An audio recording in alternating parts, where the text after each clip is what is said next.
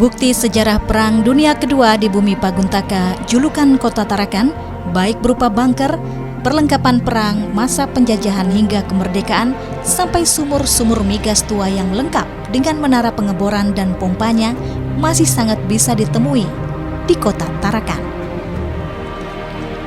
Salah satu situs sejarah yakni Loopgraaf merupakan sebuah bangunan seperti shelter perlindungan yang dibangun oleh Belanda pada tahun 1930-an dan berfungsi sebagai tempat perlindungan dari serangan udara Jepang bagi para keluarga dan pekerja tambang minyak Belanda, seperti yang diungkapkan sejarawan Tarakan Abdul Salam. Tahun 1900 sampai 1945 oleh pihak Belanda, mungkin ini perlu diketahui bahwa ada kebijakan-kebijakan yang mereka pertimbangkan dari sisi keamanan penduduk pada saat itu. Nah, ini ada salah satu bangunan di wilayah Kampung 1. Sekarang ini namanya Kampung 1. Kalau dulu di zaman masa-masa pertambangan minyak zaman Belanda itu namanya Distrik 1.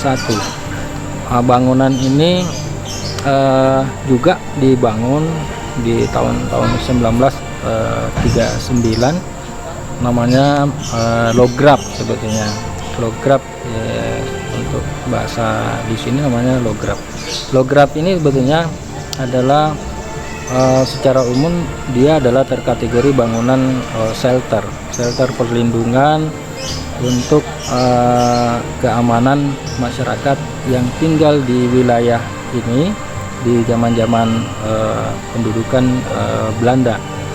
Jadi tempat ini difungsikan ketika ada informasi, terutama di masa-masa perang, bahwa akan ada serangan udara.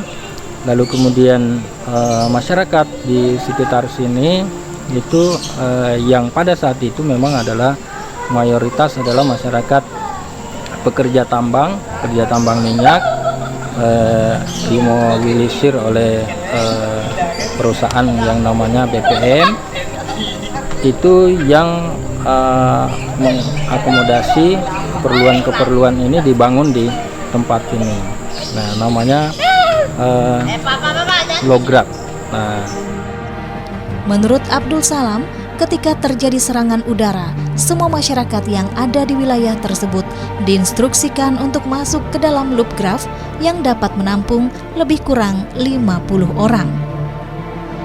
Masyarakat yang didominasi pekerja tambang akan mendapatkan instruksi setelah aman untuk bisa kembali ke rumah.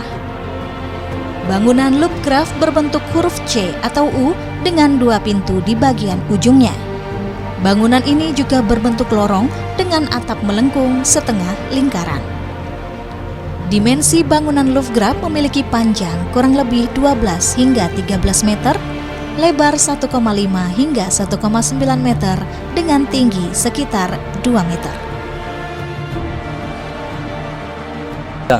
Kalau tahun pembangunannya itu sama sebetulnya, juga dimulai di tahun 1939, karena ini mengantisipasi, memang momen pembangunannya ini adalah mengantisipasi terjadinya perang besar-besaran yang dipersiapkan di 1942, yang maksudnya yang kejadiannya itu 1942. Tapi persiapan itu termasuk pertahanan dan sebagainya, ada yang difasilitasi oleh pemerintah Belanda, ada juga untuk Tarakan sebetulnya banyak juga yang memang pembiayaannya dibantu oleh perusahaan pertambangan minyak yang BPM. Ukurannya sama semua? Kalau ukuran untuk bangunan ini semua sama, semua Loopgraaf itu sama. Panjangnya, bentuknya juga bentuk kurung mirip huruf C, kemudian panjangnya ada 13 meter, ketinggiannya rata-rata 2 meter, dan lebarnya adalah 1,20, atau ada yang paling jauh 1,30. Shelter atau rumah perlindungan di Kota Tarakan ditemukan 6 jenis yang ukurannya tidak jauh berbeda, berlokasi di sekitar perumahan dan lokasi tambang minyak. Menurut Abdul Salam, sesuai dengan sejarah, Loopgraaf dibangun perusahaan minyak, bukan dari pemerintah Belanda yang di masa itu menjajah Indonesia.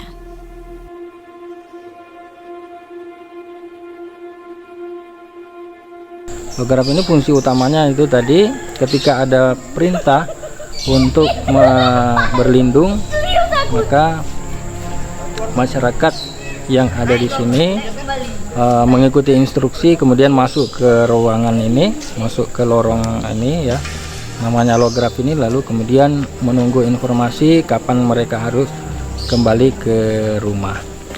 Untuk Tarakan sesuai dengan hasil pendataan ya yang pernah dilakukan oleh pemerintah Kota Tarakan melalui Dinas Kebudayaan, Kepemudaan, Olahraga serta Pariwisata Kota Tarakan, itu ada 6. Salah satunya ini yang paling utara adalah di sini. Kemudian di lingkungan Kampung 1 sendiri itu sebetulnya ada 2. Lalu kemudian ada 1 di wilayah Sawalunto yang sekarang lebih dikenal perumahan Pertamina di Ladang.